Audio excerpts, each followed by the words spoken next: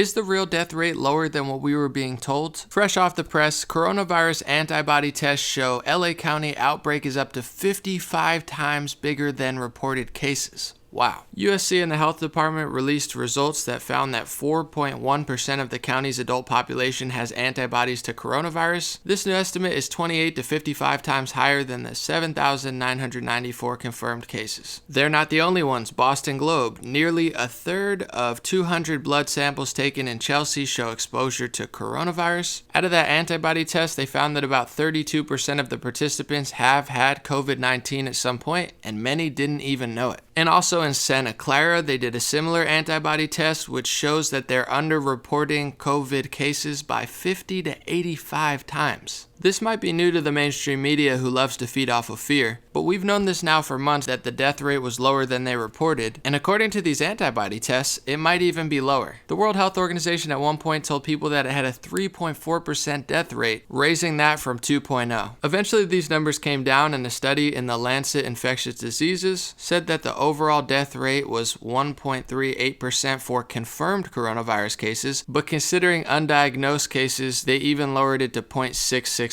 Of course, that's faulty math and faulty logic, because they were assuming that there were only 2 times as many cases as being reported, and now we're finding out that it might be as high as 55 or even 85. So that was never true, but that's what I've been trying to say as I've been falsely getting censored by Facebook and smeared by Daily Mail and others. If there's not that many tests available like it was when the World Health Organization was telling people it had an over 3% death rate, which was wrong, of course it's not going to be right. And even as tests get widespread like they are now, if there's asymptomatic cases, which we know that there are, of course the amount of real cases is going to be far, far higher than the amount of confirmed cases, and that's going to drive the death rate lower. It's always been obvious, they're just catching up now. And with the antibody test, you can see how much higher it really is. You've probably seen Dr. Fauci on television. He's a truly interesting man. He had the amazing foresight to predict a surprise outbreak in this administration. Is that there is no question that there will be a challenge to the coming administration in the arena of infectious diseases, both chronic infectious diseases in the sense of already ongoing disease, and we have certainly a large burden of that,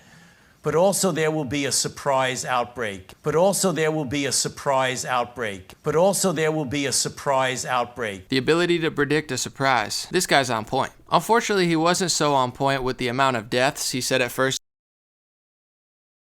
Then he suggested it would be around 60,000, which is much lower. And at one point he even said that the mortality rate was 10 times worse than the seasonal flu, saying the flu has a mortality rate of 0.1%. This has a mortality rate of 10 times that. Of course, Dr. Fauci, the World Health Organizations, the experts, and the mainstream media never told you the obvious common sense scientific truth that the amount of confirmed cases is far, far, far, far, far, far lower than the amount of real cases, which is of course going to drive down the death rate as well. But that's okay, because if they weren't so disingenuous, fake, and terrible at their job, I wouldn't have one. So in a weird way, I appreciate their terrible reporting and constant deception. Moving on, a lot of us felt like social distancing was to save lives and to make sure more people didn't get coronavirus. That's what a lot of people believed. But now a lot of people are saying that was never the case. They're saying just as many people are going to get coronavirus now.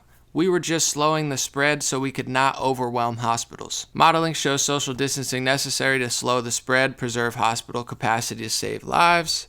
Reuters, U.S. states scramble to slow virus spread, prevent hospital collapse. Even conservative commentator Ben Shapiro weighed in this week. For a variety of reasons, many Americans seem to think that flattening the curve means that fewer Americans will get COVID-19 total. This is inaccurate. The same number of Americans will get it over time, but the time delay means our systems aren't overwhelmed. So the time delay means our systems aren't overwhelmed. The irony and paradox, of course, is our systems have been massively overwhelmed. We've just basically manufactured a Great Depression. Our economy's tanking. Our oil is in the negatives. Millions of Americans lost their job. Thousands upon thousands of small businesses are going under. People are being furloughed. The weird part is, even New York Times is reporting on it now. During a pandemic, an unanticipated problem. Out of work health workers.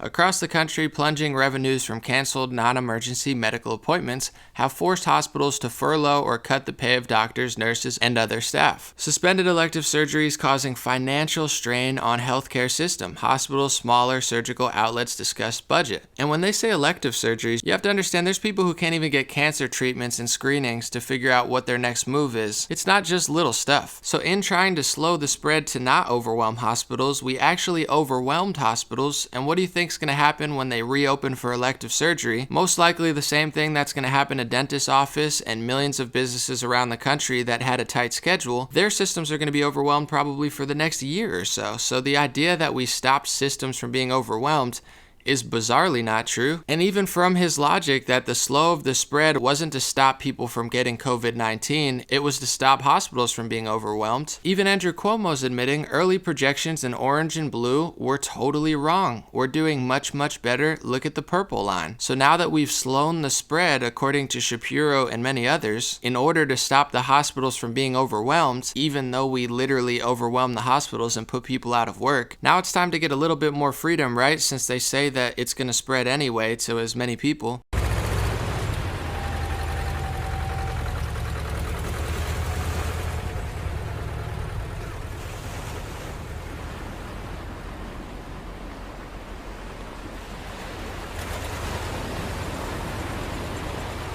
Well, this doesn't look like that. The tyranny is in full force. The goalpost has moved from save lives to stop the spread to slow the spread to it's working because less people are dying to we don't want to overwhelm the hospitals to we didn't overwhelm the hospitals like we thought we did, but we actually overwhelmed them by putting them out of business. But even now that we've admitted we have more hospital beds than we need, we're still not allowing people to go to work. We're still not allowing people to play tennis or play sports. We're still not even allowing some people to go to the beach or enjoy social distancing in the sun when there's reports that sunlight may actually kill the virus. You're starting to learn what we've been saying all along. The death rate has always been false that they've told us because it was, and now it's coming out in the mainstream news that it's massively off due to the antibody test, and we knew that. And also this idea that we stopped our systems from being overwhelmed is paradoxical because we've overwhelmed multiple systems, not just the health industry, but the entire country in ways that are unfathomable and devastating and broken or fractured past possibly the point of no return. Although I'm optimistic, this is no joke what just happened. You can't even protest now without Facebook snitching on you with the government shutting you down or whatever. This is way past slowing the spread or social distancing or not overwhelming hospitals for a short period of time. And any political commentator, analyst, or professional who doesn't say that or realize that is ignorant at best, phony at worst. And so we talk about that as raising authoritative information.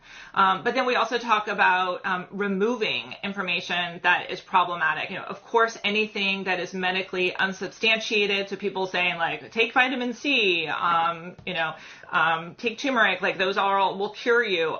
Those are the examples of things that would be a violation of our policy. Anything that would go against World Health Organization recommendations would be a violation of our policy. It's crazy because under 25 days ago, the World Health Organization suggested that not everybody wears masks. So now if you follow what the World Health Organization was telling you 25 days ago, you could get arrested by the government and get censored on Facebook for saying it. So if you listen to the World Health Organization, you can get arrested or censored by Facebook. And if you don't listen to the World Health Organization, you can get censored by YouTube and Facebook now. These people are beyond tyrannical, and it's getting out of control. And the fact that common people had more foresight with the death rate because it was simple math, science, and common sense just shows you who these experts and media gurus really are. Big bureaucrats. Which is why I lean libertarian and I like a more limited government. In Israel, they decided to take advantage of this while people weren't on the roads. Did they do that in California or New York or New Jersey or Detroit? Probably not, because that's what the government usually does. Treat you like a slave in your house who can't go out without a mask and can't even go out and do activities. Working with big Orwellian media to delete what you said if you decide to question your status as a new slave that has always been based off bad data, fake models, false predictions, and phony bureaucratic liars who absolutely have a bigger agenda than just protecting your health. Let me know what you think in the comments section. Have a beautiful day, and I'm sure they'll keep moving the goalposts like they always do, but a lot of people are waking up, and that's a good sign. Have a good one. I'll be back with more videos.